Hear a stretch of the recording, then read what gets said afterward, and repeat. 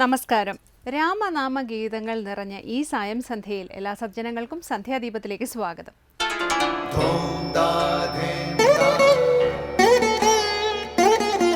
ശുഭം ഭവതു കല്യാണമായുസാരോഗ്യവർദ്ധനം സർവദുഃഖ വിനാശായ സന്ധ്യാദീപം നമോസ്തുതേ.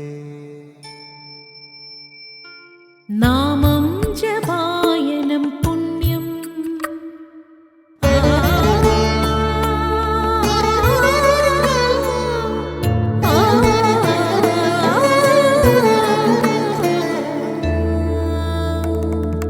നാമം ജപായനം പുണ്യം നിരുപമദീപാങ്കുരം പോലെ സ്വരശ്രുതിലയവരമതുലം ദീവാങ്കണം മോക്ഷ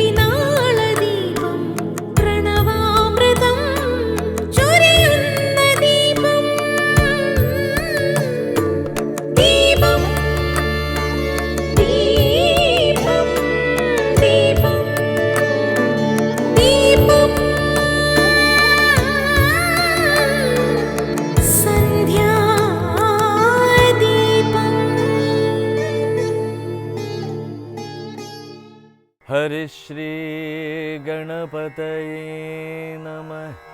അവിഘ്നമസ്തു. ശ്രീരാമ രാമ രാമ ശ്രീരാമചന്ദ്ര ജയ. ശ്രീരാമ രാമ രാമ ശ്രീരാമഭദ്ര ജയ. ശ്രീരാമ രാമ രാമ സീതാഭിരാമ രാമ. ശ്രീരാമ രാമ രാമ ലോകാഭിരാമ ജയ. ലോകത്തിന് ഭാരതം സംഭാവന ചെയ്ത മഹത്തായ ഇതിഹാസമാണ് രാമായണം. ആദികവിയായ വാൽമീകി മഹർഷിയുടെ ആദികാവ്യം. ചരിത്രബോധമുള്ള ചിന്തകർ സ്വാഭാവികമായും ഉയർത്തുന്ന ചില ചോദ്യങ്ങളുണ്ട്. ഈ ഗ്രന്ഥം എന്നാണ് രചിക്കപ്പെട്ടത്? എന്നാണ് ഗ്രന്ഥകർത്താവ് ജീവിച്ചിരുന്നത്? കഥാനായകനായ അയോധ്യാപതി ശ്രീരാമചന്ദ്രൻ ജീവിച്ചിരുന്ന കാലഘട്ടം ഏതാണ്? അഥവാ അങ്ങനെ ഒരു ചരിത്ര പുരുഷൻ ഉണ്ടായിരുന്നോ? രാമകഥയുടെ എത്രയെത്ര രൂപങ്ങളും പാഠങ്ങളുമാണ് സംസ്കൃതത്തിലും മറ്റ് ഭാഷകളിലും ഭാരതത്തിനകത്തും പുറത്തും പ്രചരിതമായിരിക്കുന്നത്. എത്രയെത്ര നൂറ്റാണ്ടുകളും സഹസ്രാബ്ദങ്ങളും കൊണ്ടായിരിക്കാം രാമകഥ നാലുപാടും സഞ്ചരിച്ച് ഇപ്രകാരം വാമൊഴിയായും വരമൊഴിയായും പുനരവതരിപ്പിക്കപ്പെട്ടത്. അങ്ങനെ എത്രയെത്ര ചോദ്യങ്ങൾ. ഉത്തരം കിട്ടാത്തതും അപ്രസക്തവുമായ ചോദ്യങ്ങളാണ്. കാരണം ഇവയെല്ലാം ചൂണ്ടുന്നത് രാമായണ കൃതിയുടെ ചുറ്റുപാടുകളിലേക്കാണ്, അതിൻ്റെ ഉള്ളടക്കത്തിലേക്കല്ല. തുടർന്ന് ശ്രീ കാവാലം ശ്രീകുമാർ ശിവാനന്ദ ലഹരി ആലപിക്കുന്നത് കേൾക്കാം.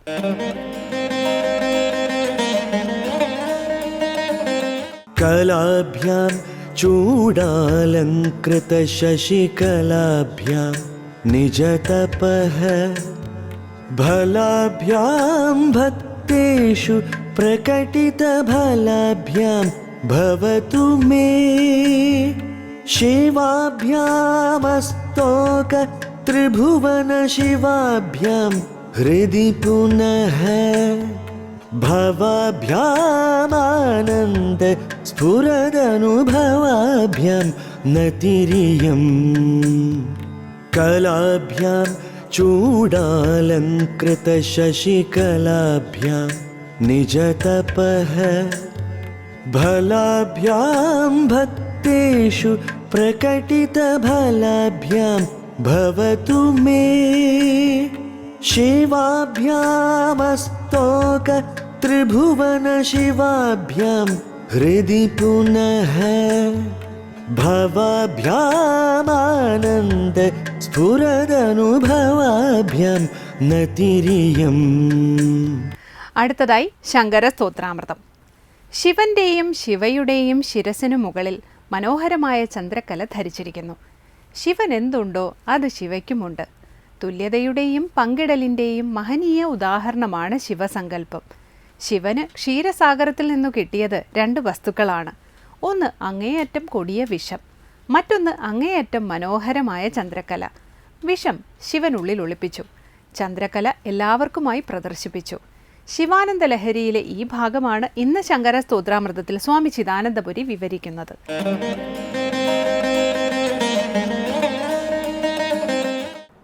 ഓം ഗുരുർബ്രഹ്മാ ഗുരുർവിഷ്ണു ഗുരുർദേവോ മഹേശ്വരഃ ഗുരുസാക്ഷാത് പരം ബ്രഹ്മ തസ്മൈ ശ്രീ ഗുരവേ നമഃ. ഓം സദാശിവസമാരംഭാം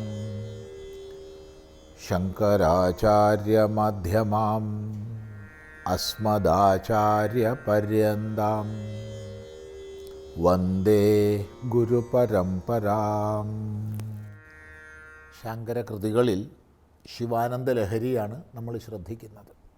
1-ാം ശ്ലോകം ആരംഭിച്ചത് മേ ഇയം നതിഹി ശിവാഭ്യാം ഭവതു എന്ന പ്രാർത്ഥനയോടുകൂടിയാണ്. എൻ്റെ ഈ നമസ്കാരം ശിവാഭ്യാം, ശിവയ്ക്കും ശിവനുമായിക്കൊണ്ട് ഭവിക്കട്ടെ. ശിവസങ്കല്പത്തിൻ്റെ ഒട്ടനവധി വിലക്ഷണതകളും വിശിഷ്ടതകളും എടുത്തു കാണിക്കുന്ന കൃതിയാണിത്, വിശേഷിച്ചും ഈ 1-ാമത്തെ ശ്ലോകം. ഇന്ന് നമ്മുടെ സമൂഹത്തിൽ സ്ത്രീപക്ഷവാദം, ഇങ്ങനെയൊക്കെ പല വാദങ്ങളുണ്ട്. വാസ്തവത്തിൽ പുരുഷപക്ഷമോ സ്ത്രീപക്ഷമോ ഒന്നും നമുക്ക് വേണ്ട, ജീവപക്ഷം മതി. എങ്കിൽ തന്നെയും ഇന്നത്തെ ഒരു ധാരയായിട്ട് അങ്ങനെയൊക്കെ കാണുന്നുണ്ട്. ഈ ശിവസങ്കല്പത്തിനുപരി ഏതൊരു മാതൃക കാണിക്കാനുണ്ട് നമുക്ക്? അതുപോലെ തന്നെ പല പ്രദേശങ്ങളിലും പ്രഭാഷണത്തിനും മറ്റും പോകുന്ന സമയത്ത്, പ്രത്യേകിച്ച് മറ്റു പല രാജ്യങ്ങളിലും പോകുന്ന സമയത്തൊക്കെ പലപ്പോഴും വരുന്ന ചോദ്യമാണ്, നിങ്ങളുടെ ധർമ്മവ്യവസ്ഥ, അതിനെ ട്രാൻസ്ജെൻഡേഴ്സിനോടുള്ള വീക്ഷണം എന്താണ്, ബൈസെക്ഷൽസിനോടുള്ള വീക്ഷണം എന്താണെന്നൊക്കെ വിശദമായി പറയേണ്ടതാണ്. എങ്കിൽ പോലും ഒരൊറ്റ ചോദ്യം ചോദിച്ചാൽ ആ ചോദ്യകർത്താക്കളൊക്കെ മൗനമാവാറുണ്ട്. ശിവസങ്കല്പം, അർദ്ധനാരീശ്വര സങ്കല്പം, ശരീരത്തിൻ്റെ പകുതി സ്ത്രീയും പകുതി പുരുഷനും. ഇതിൽ പരമൊരു സങ്കല്പം എവിടെ എടുത്ത് കാണിക്കാൻ പറ്റും? ഇതിൽ പരം എന്ത് സ്ത്രീപക്ഷവാദമോ ഉയർത്താൻ പറ്റും? പ്രേമത്തിൻ്റെ, അതിലൂടെയുള്ള പങ്കുവെക്കലിൻ്റെ ഇതിൽ പരം വലിയ മാതൃക ലോകത്ത് എവിടെയുണ്ട്? അതാണ് ശിവയുടെയും ശിവൻ്റെയും രൂപം. ശിവാഭ്യാം, അവർക്കായിക്കൊണ്ട്, ശിവയ്ക്കും ശിവനുമായിക്കൊണ്ട് എൻ്റെ ഈ നമസ്കാരം ഭവിക്കട്ടെ. എങ്ങനെയുള്ള കലാഭ്യാം? നേരത്തെ സൂചിപ്പിച്ചു, ഈ ശ്ലോകത്തിൽ എല്ലാ പദങ്ങളും ചതുർത്ഥി വിഭക്തിയിൽ ദ്വിവചനത്തിലുള്ളവയാണ്. ചതുർത്ഥി വിഭക്തി ആയിക്കൊണ്ട് എന്നുള്ള അർത്ഥമാണ്. അപ്പോൾ 2 കലകൾക്കുമായിക്കൊണ്ട്, 2 കലാസ്വരൂപന്മാർക്കായിക്കൊണ്ട്. എന്താണ് കല? കല അവയവമാണ്. കല അവയവമാണ്. സമ്പൂർണ്ണ പ്രപഞ്ചത്തിൻ്റെയും അവയവങ്ങൾ, സമസ്ത ലോകങ്ങളും അവിടുത്തെ അവയവങ്ങളാണ്.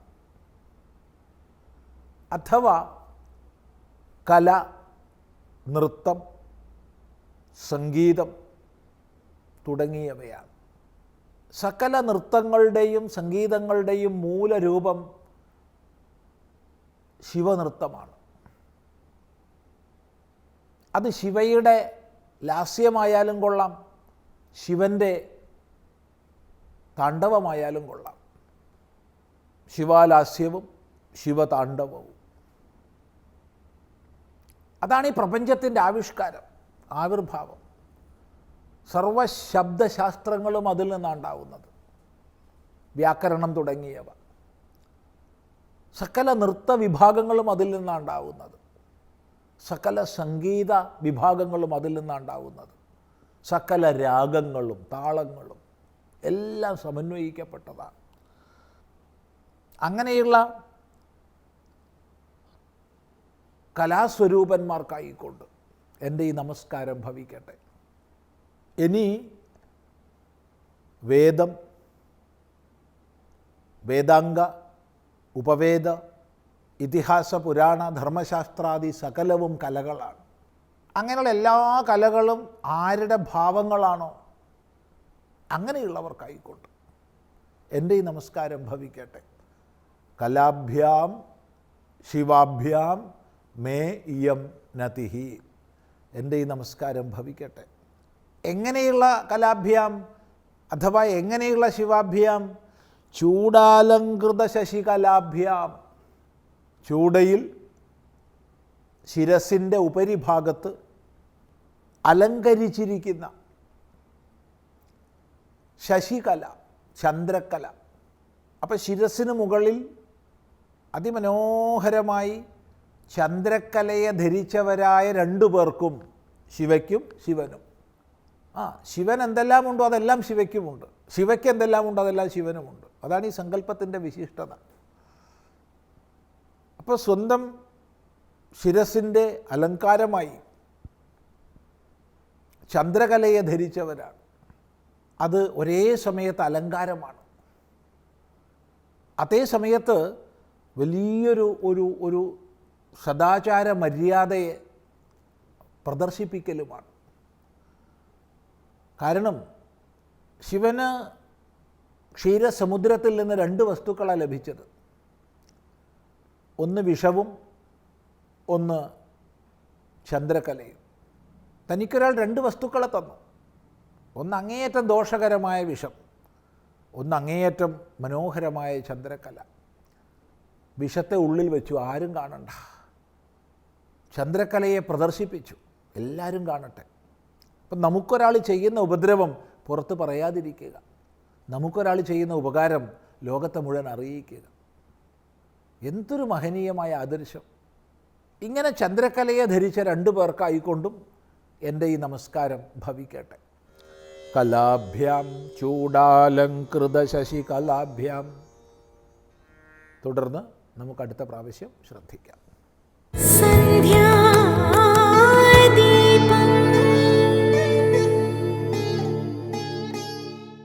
തുടർന്ന് സനാതനധർമ്മം.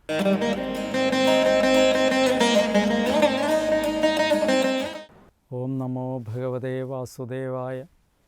എല്ലാവർക്കും എൻ്റെ പ്രണാമം.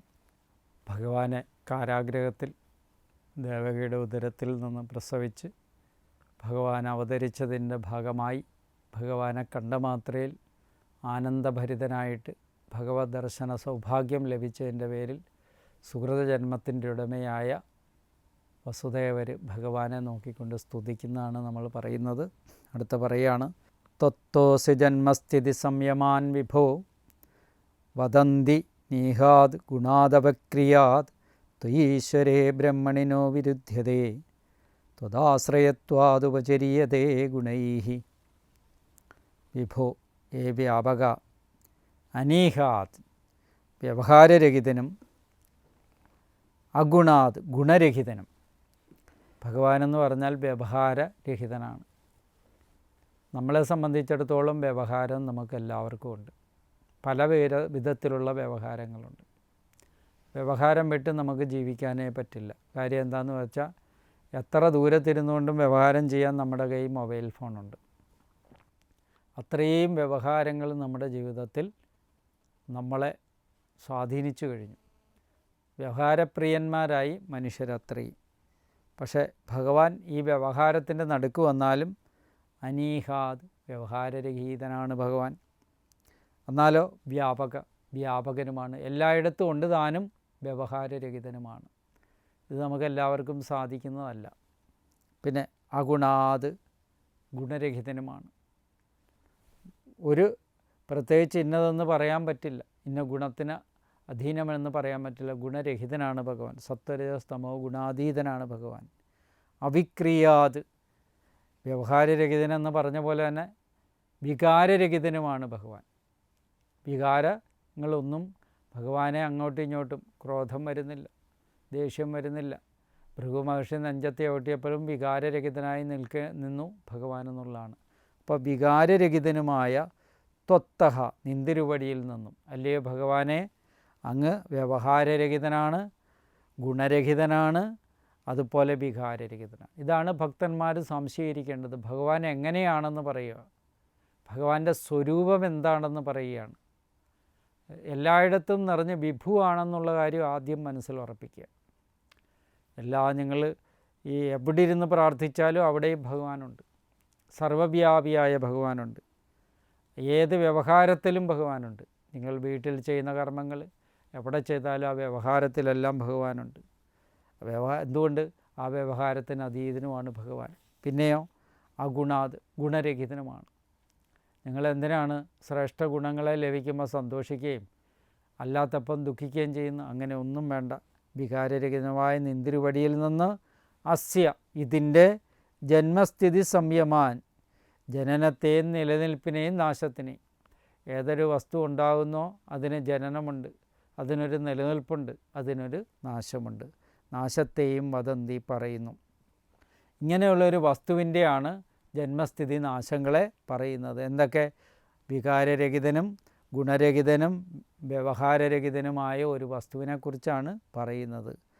ബ്രഹ്മണേ ബ്രഹ്മവും ഈശ്വരേ ഈശ്വരനും ആയത്തൊയ് നിന്തിരുവടിയിൽ ത്വദാശ്രയത്വം അത് അങ്ങേ ആശ്രയിച്ചവനെന്നുള്ള കാരണത്താൽ ഗുണൈഹി ഗുണങ്ങളാൽ ചെയ്യുന്നവ ഉപചര്യതയെ ഉപചരിക്കപ്പെടുന്നു, നോ വിരുദ്ധ്യതയെ വിരോധിക്കപ്പെടുന്നില്ല. ആത്മാവിനാൽ കാണപ്പെടുന്ന ഈ സർവചരാചര പ്രപഞ്ചത്തിലും ഭഗവാൻ എന്താണ്? വികാരരഹിതനായിട്ടും ഒക്കെ കാണപ്പെടുന്നെങ്കിൽ കൂടിയും എന്താ? ഈശ്വരനായ നിന്തിരുവടിയിൽ അങ്ങേ ആശ്രയിച്ച് എന്നുള്ള കാരണത്താൽ ഗുണങ്ങളാൽ ചെയ്യുന്നവ ഉപചരിക്കപ്പെടുന്നു, വിരോധിക്കപ്പെടുന്നില്ല എന്നർത്ഥം. ഭഗവാനെ ആശ്രയിക്കുക, ഇനി വിചാരവും വികാരവും ഇല്ലാത്ത ഒരാളെ ആശ്രയിച്ചാൽ എന്തെങ്കിലും ഗുണം കിട്ടുമോ? ആശ്രയിക്കുന്നവർക്ക് തത്ഫലത്തെ ഭഗവാൻ നൽകുകയും ചെയ്യുന്നു. ഏതൊക്കെ രീതിയിലാണോ ഭഗവാനെ പ്രാർത്ഥിക്കുന്നത് നോക്കുക. ഒരു പാത്രത്തിനകത്ത് ഒരൽപ്പം ചീരയില വറ്റിപ്പിടിച്ചു, അത് വെച്ചുകൊണ്ട് ഭഗവാനോട് പ്രാർത്ഥിച്ചു ഇല്ലേ? എന്തിനാ? ഈ ഭക്ഷണം കൊടുക്കണം, മഹർഷി വന്നിട്ട് പോയിരിക്കുക, ഭക്ഷണം കൊടുക്കണം, അതിനു വേണ്ടിയിട്ട് പ്രാർത്ഥിച്ചു. പ്രാർത്ഥിച്ചപ്പോൾ എന്തായി? ഭഗവാൻ വന്നു, ഭഗവാന്റെ അനുഗ്രഹം അവിടെ ഉണ്ടായി. വസ്ത്രാക്ഷേപ സമയത്ത് പാഞ്ചാലി അനുഗ്രഹത്തിന് വേണ്ടി പ്രാർത്ഥിച്ചു, അവിടെ അനുഗ്രഹമുണ്ടായി. ആരാണോ പ്രാർത്ഥിക്കുന്നത് അവർക്കെല്ലാം ഭട്ടതിരിപ്പാട് ഭഗവാൻ സന്നിധി ചെന്നുകൊണ്ട് തൻ്റെ വാതരോഗം മാറ്റണേ എന്ന് പ്രാർത്ഥിച്ചു. ആ പ്രാർത്ഥന ഭഗവാൻ കേട്ടു. ഇങ്ങനെ പ്രാർത്ഥിച്ചിരുന്നവരൊക്കെ തന്നെ പൂന്താനം ഉണ്ണിയായിട്ട് ഉണ്ണിയുള്ളതും പോയി, ഇനി ഉണ്ണിയായിട്ട് ഭഗവാൻ തന്നെ മതിയെന്ന് തീരുമാനിച്ചു, അതും ഭഗവാൻ കൊടുത്തു. വില്ലുമംഗലം സ്വാമിയാർ എപ്പോഴും കൃഷ്ണ ഭഗവാൻ കൂടെ വേണമെന്ന് വിചാരിച്ചു, ഭഗവാൻ എപ്പോഴും കൂടെ ഉണ്ടായി. ഇങ്ങനെ പ്രാർത്ഥിച്ചിരുന്നവർക്കും അനുഷ്ഠിച്ചിരുന്നവർക്കും യഥോചിതം ഭഗവാൻ വികാരരഹിതനും ഗുണരഹിതനാണെങ്കിൽ കൂടിയും ആശ്രയിക്കുന്നവർക്ക് വേണ്ടുന്ന അഭീഷ്ടങ്ങളെയെല്ലാം വഴിയാവണ്ണം നൽകിയിരുന്നെന്നുള്ള കാര്യം നമ്മൾക്ക് ഓർമ്മ വേണം. അപ്പോൾ നമ്മൾ ആശ്രയിക്കുകയാണെങ്കിൽ ഇങ്ങനെ ഇതൊന്നുമില്ലാതെ അതീതനായി നിൽക്കുന്ന ഭഗവാന്റെ മുമ്പിൽ ചെന്ന് ഭഗവാനെ ആശ്രയിച്ചാൽ തീർച്ചയായും ഭഗവത് അനുഗ്രഹം നമുക്ക് ലഭിക്കും എന്നുള്ള കാര്യത്തിൽ ഒരു സംശയവും വേണ്ട.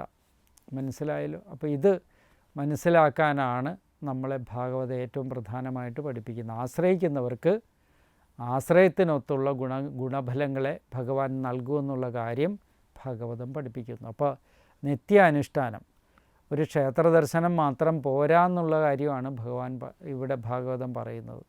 എന്തുവാ?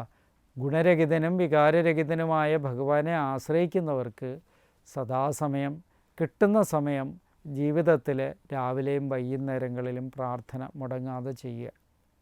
അതിൻ്റെ ഒരു ഫലം നിങ്ങളുടെ ജീവിതത്തിലുണ്ടാവും. ഒന്ന് മനസ്സ് നന്നാവും, വീട്ടിലെ അന്തരീക്ഷം മാറും, കുടുംബ ഐക്യങ്ങളുണ്ടാവും.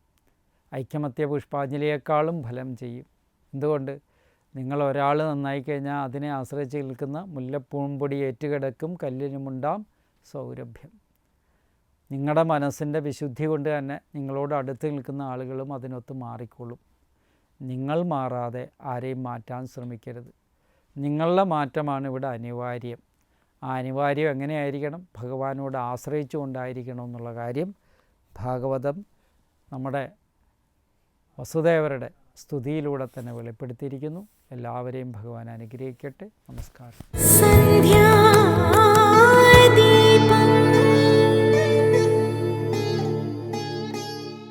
അടുത്തതായി ദീപാരാധനയാണ്. രാമായണ ശീലുകൾ മുഴങ്ങുന്ന ഈ സായം സന്ധ്യയിൽ രാമക്ഷേത്ര സന്നിധിയിലെത്തി മംഗളാരതി തൊഴുത് ഇന്നത്തേക്ക് മടങ്ങാം. എല്ലാവർക്കും നമസ്കാരം.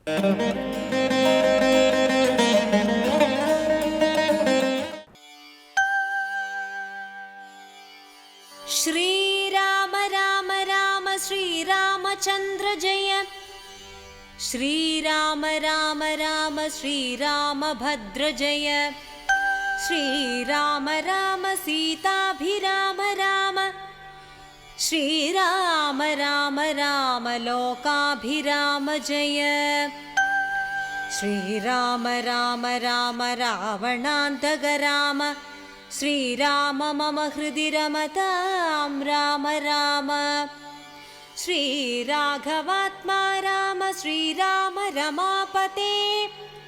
ശ്രീരാമ രമണീയ വിഗ്രഹ നമോസ്തുതേ. നാരായണായ നമോ നാരായണായ നമോ നാരായണായ നമോ നാരായണായ നമഃ.